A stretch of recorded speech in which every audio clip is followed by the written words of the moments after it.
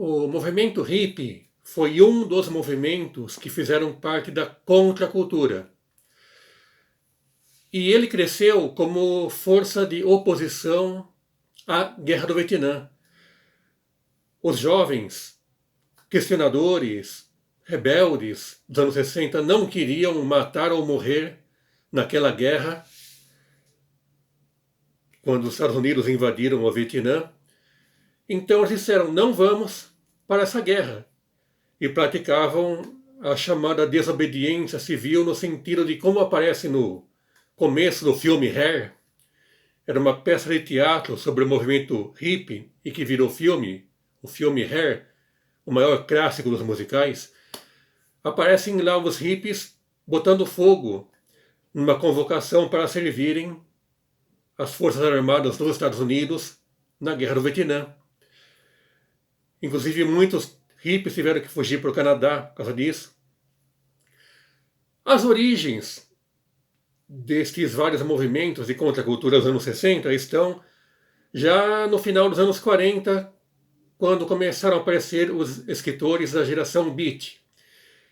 Eram escritores inconformados com o sistema social e político em que nós vivemos e que também queriam escrever de maneiras diferentes das convencionais.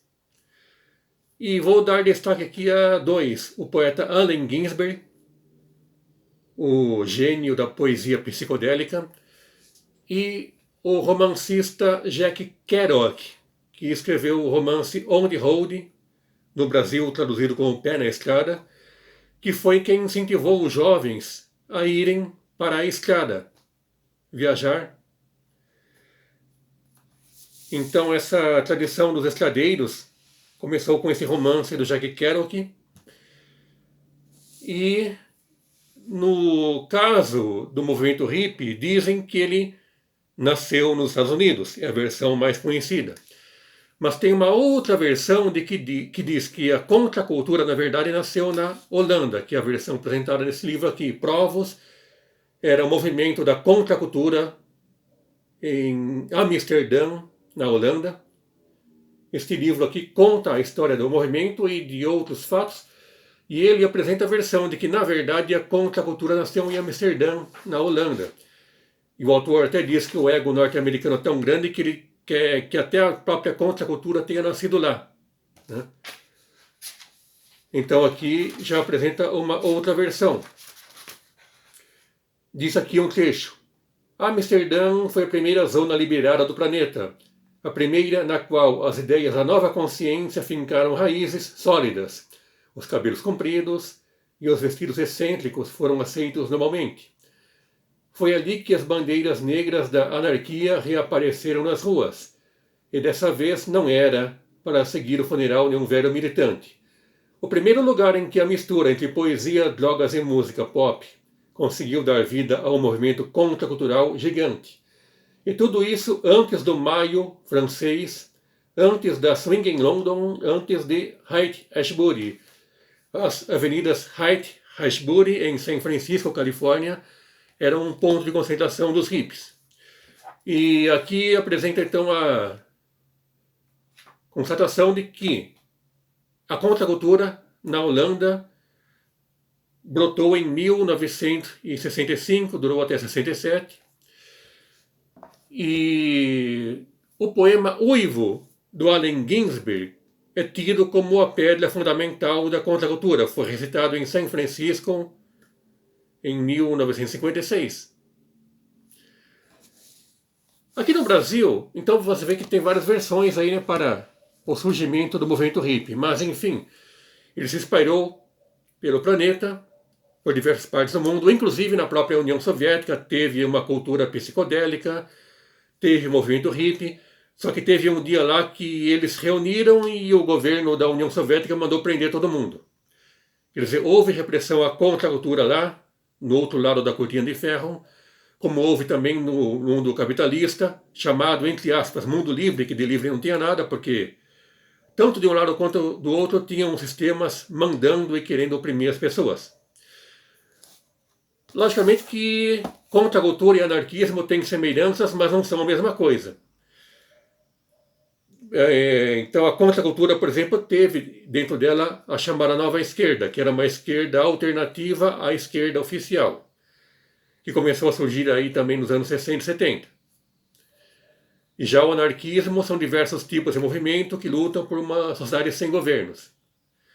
Tem semelhanças e diferenças entre os dois, mas realmente novas versões do anarquismo também começaram a brotar naquele período dos anos 60 e 70, como diz aqui o livro Provos, que as bandeiras pretas e vermelhas do anarquismo começaram a aparecer em Amsterdã em 65. No Brasil, um dos grandes ativistas da contracultura foi Luiz Carlos Maciel, que eu conheci. Inclusive, ele fez parte da minha banca de defesa de tese, doutorado sobre Raul Seixas, que foi defendida e aprovada pela USP, no Departamento de História, em 2006. E aqui no Brasil, então, Luiz Carlos Maciel foi aí dos grandes ativistas contraculturais. E cabe lembrar que aqui no Brasil, a ditadura militar incentivou o crescimento de manicômios para prender, trancafiar e aplicar eletrochoques nos rebeldes sociais. E nesse contexto, os hippies, os roqueiros, as pessoas que tinham um comportamento diferente também eram internadas à força em hospícios. Isso que está nesse livro, Canto dos Malditos, do Alstegésio Carrano, que eu conheci. Ele ia sempre na faculdade de psicologia da USP, eu também ia lá sempre. E foi lá que eu conheci. Ele, em 73, com 17 anos, foi internado à força em hospício, porque era um adolescente rebelde, ficou 3 anos internado à força, em manicômios, recebeu 21 eletrochoques. Quando ele saiu, então ele escreveu o livro Canto dos Malditos, que inspirou o filme Bicho de Sete Cabeças, que está inteiro no YouTube. Assistam. A cineasta Laís Bodansky ambientou esse fato no começo dos anos 2000, mas o fato histórico mesmo aconteceu em 73.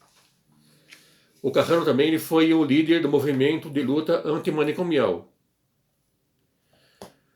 E a contracultura sempre pode ser reativada sob diferentes formas. Inclusive é necessário que a contracultura ganhe força nesse momento atual de profundo obscurantismo e extremismo político, que chamam até de Nova Idade Média, e isso precisa ser anulado. E nada melhor do que novos rebeldes contraculturais surgirem nesse presente momento para expandir uma consciência libertária em meio a esse obscurantismo todo. Namastê.